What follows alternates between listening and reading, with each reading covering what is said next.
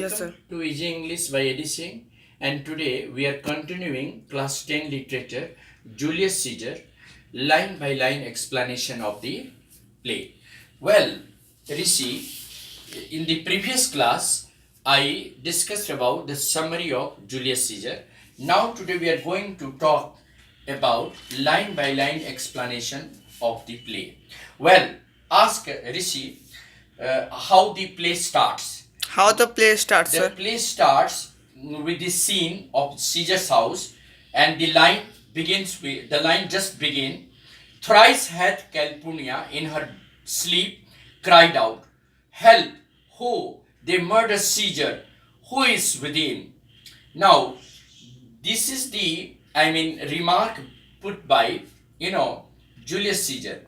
Julius Caesar is worried about you know Calpurnia's crying in her sleep thrice in her dream. How many times Calpurnia has cried? Thrice, three Thrice, sir. times. She has cried in her dream, in her sleep thrice, and that really makes Caesar concerned about. And he discussed his worries and anxieties with Calpurnia and his servant, saying that his wife Calpurnia cried thrice in her sleep yesterday night, and that is what he is talking about. And therefore, he shares his anxieties with other people, such as his servant.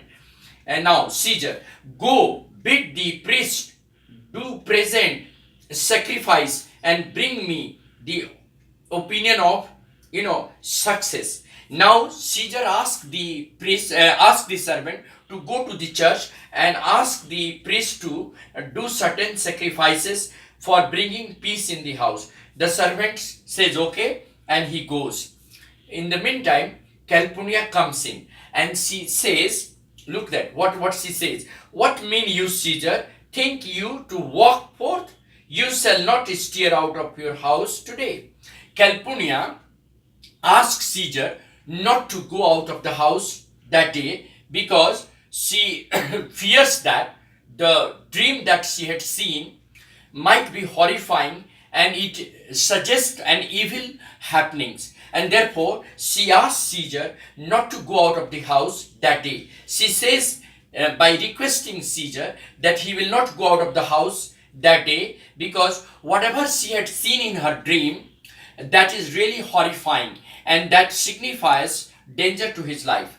And then you ask Rishi, what had she seen in her dream? What had seen in Yes, dream? Calpurnia had seen Caesar's statues spouting blood in many pipes like a fountain, and some proud Romans are coming and bathing their hands in it.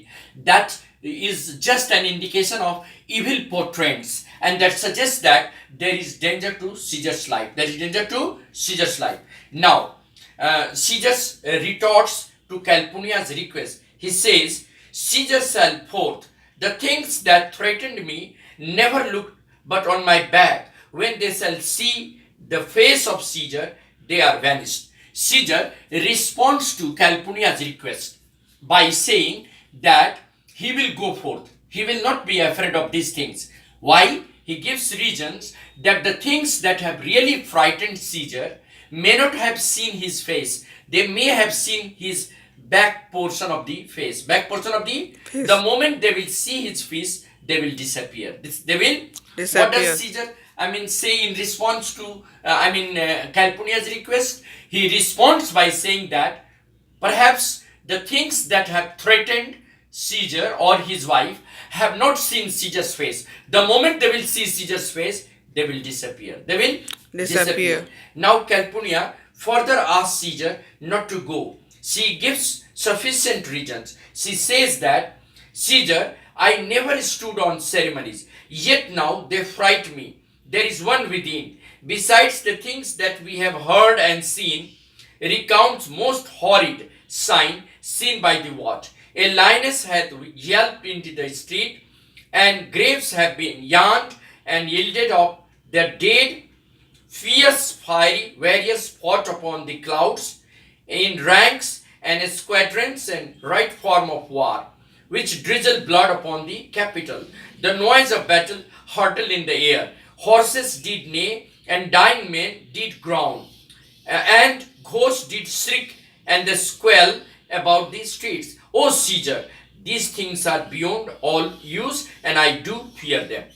What are the substantial reason that Calpurnia gives for her fears? She says that she has never believed in superstitions and things such as believing in, blind faith. But the thing that she had seen and heard, they really count horrifying. Like, ask, sir, what had she really heard from the watchman? She had heard from the watchman that a lioness has given birth to a cub in the open street. Ask Rishi, what had she heard from the watchman? A lioness has given birth to a cub in the open street.